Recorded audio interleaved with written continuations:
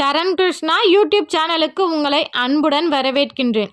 குலதெய்வத்திற்கு மாசி மாதம் முடிவதற்குள் இந்த ஒரு தீபம் ஏற்ற மறக்காதீர்கள். அது என்ன தீபம், எப்படி ஏற்றணும், அது ஏன் மாசி மாதம் ஏற்றணும் அப்படிங்கிறத பற்றி தான் இந்த வீடியோவில் தெளிவாக நம்ம பார்க்க போகிறோம்.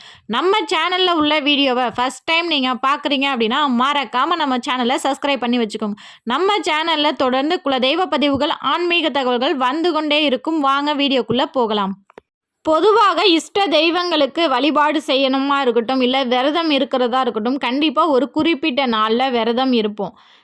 ஒரு உதாரணத்துக்கு சொல்லணும் அப்படின்னா, விநாயகருக்கு சங்கடா சதுர்த்திக்கு மாதம் மாதம் விரதம் இருப்போம். முருகருக்கு சஷ்டி விரதம் இருப்போம். அம்பாளுக்கு வெள்ளிக்கிழமை விரதம் இருப்போம். சிவபெருமானுக்கு பிரதோஷ வழிபாடு செய்வோம். இப்படி ஒவ்வொரு தெய்வங்களுக்குமே ஒவ்வொரு குறிப்பிட்ட நாட்களில் நம்ம வழிபாடு அப்படிங்கிறது செஞ்சிகிட்டு இருப்போம். அவங்களுக்கு விரதம்ங்கிறது மேற்கொள்வோம். ஆனால் நம்ம குலதெய்வத்திற்கு எப்படி நம்ம மாதம் விரதம் இருக்கிறது, குலதெய்வத்திற்கு முறையாக எந்த நாள் உகந்த நாள், எப்படி நம்ம விரதம் இருக்கிறது அப்படிங்கிறது பலருக்குமே தெரியல. ஒரு சிலர் மட்டுமே அது கவனித்து முறையாக விரதம் இருக்கிறாங்க. அப்படி ஒவ்வொரு குலதெய்வத்திற்கும் உகந்த நாட்கள் அப்படிங்கிறது ஒவ்வொரு தெய்வத்திற்குமே மாறுபடும். ஒரு சில தெய்வங்களுக்கு ஒரு நாட்களும் மற்ற தெய்வங்களுக்கு ஒரு நாட்களும் இருக்கும். ஏன்னா ஒவ்வொரு எல்லா குலதெய்வமும் ஒரே தெய்வமாக இருக்காது. ஒவ்வொரு குடும்பத்திற்குமே ஒவ்வொரு தெய்வம் இருக்கும் குலதெய்வமாக.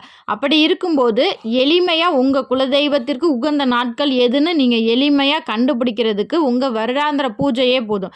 வருஷத்தில் ஒரு நாள் வருடாந்திர பூஜை நடக்கும். அந்த பூஜை எந்த நாட்களில் நடக்குது அப்படின்னு நீங்கள் கவனித்து பார்த்தீங்கன்னா தெரியும். உதாரணத்துக்கு சொல்லணும் அப்படின்னா, ஒரு சில கோவில்களில் மகா சிவராத்திரி அன்னைக்கு தான் வருடாந்திர பூஜை நடக்கும். ஒரு சில கோவில்களில் பங்குனி உத்திரத்தன்று வருடாந்திர பூஜை நடக்கும். ஒரு சில கோவில்களில் சித்ரா பௌர்ணமி அன்று வருடாந்திர பூஜை நடக்கும். உங்கள் கோவிலில் எந்த நாள் உங்களுக்கு குலதெய்வ பூஜை நடக்கின்றதோ, இப்போ சித்ரா பௌர்ணமினா மாதம் மாதம் வரக்கூடிய பௌர்ணமி தினங்களில் உங்கள் குலதெய்வத்தை வழிபாடு செய்யலாம். இல்லை பங்குனி உத்திரம்னா மாதம் வர உத்திர நட்சத்திர அன்று நீங்கள் குலதெய்வத்தை வீட்டில் விரதம் இருந்து வழிபாடு செய்யலாம். இப்படி உங்கள் குலதெய்வ கோவிலில் வருடாந்திர பூஜை என்னைக்கு நடக்குதோ அந்த நாள், அந்த நட்சத்திரம் எதை அடிப்படையாக வச்சு உங்களுக்கு குலதெய்வ கோவிலில் வருடாந்திர பூஜை செய்கிறாங்களோ அந்த நாள் மாதம் எப்போ வருதோ அப்போ நீங்கள் முறையாக குலதெய்வத்தை வணங்கும் போது கண்டிப்பாக குலதெய்வத்தின் பரிபூர்ண அருள் கிடைக்கும்.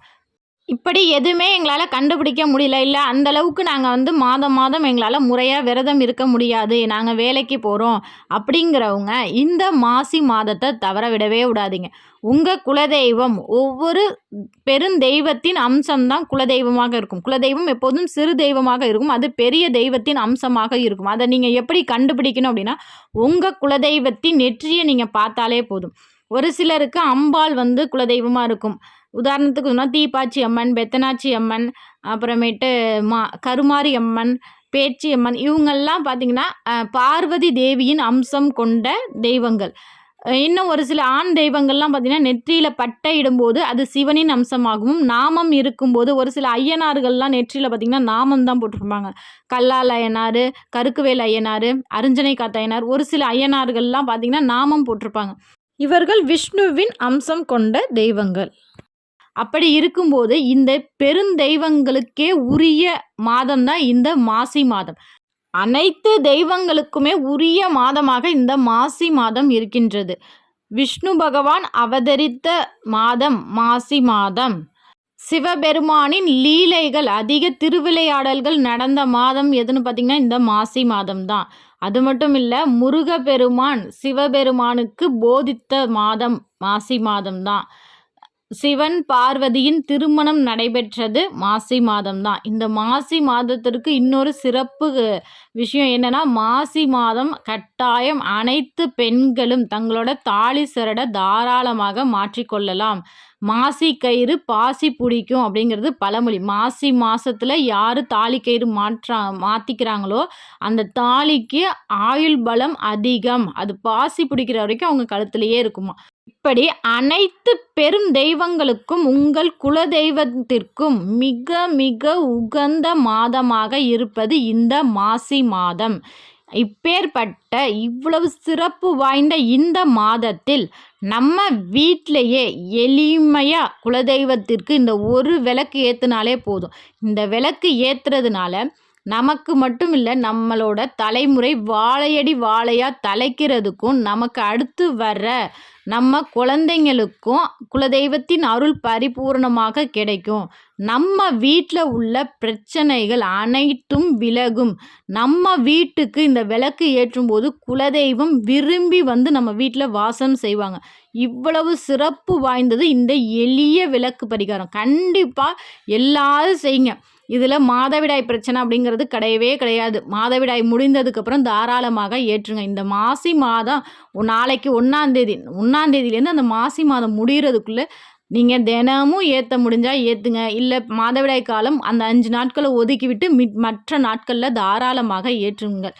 அது எப்படி ஏற்றணும் அப்படின்னா, நம்ம வீடியோவை தொடர்ச்சியாக பார்க்குற எல்லாருக்குமே தெரிஞ்சிருக்கும். ஏற்கனவே நம்ம பூஜை அறையில் குலதெய்வத்திற்காக தனியாக ஒரு மண் அகல் தீபம் ஏற்றி வரணும் அப்படின்னு சொல்லியிருக்கோம். அதே மாதிரி நிறைய பேர் ஏற்றி வராங்க. அதனால மன நிறைவு அடைஞ்சிருக்கும் அப்படின்னு சொல்லி பலரும் கமெண்ட் பண்ணியிருக்காங்க. ரொம்ப சந்தோஷமாக இருக்குது.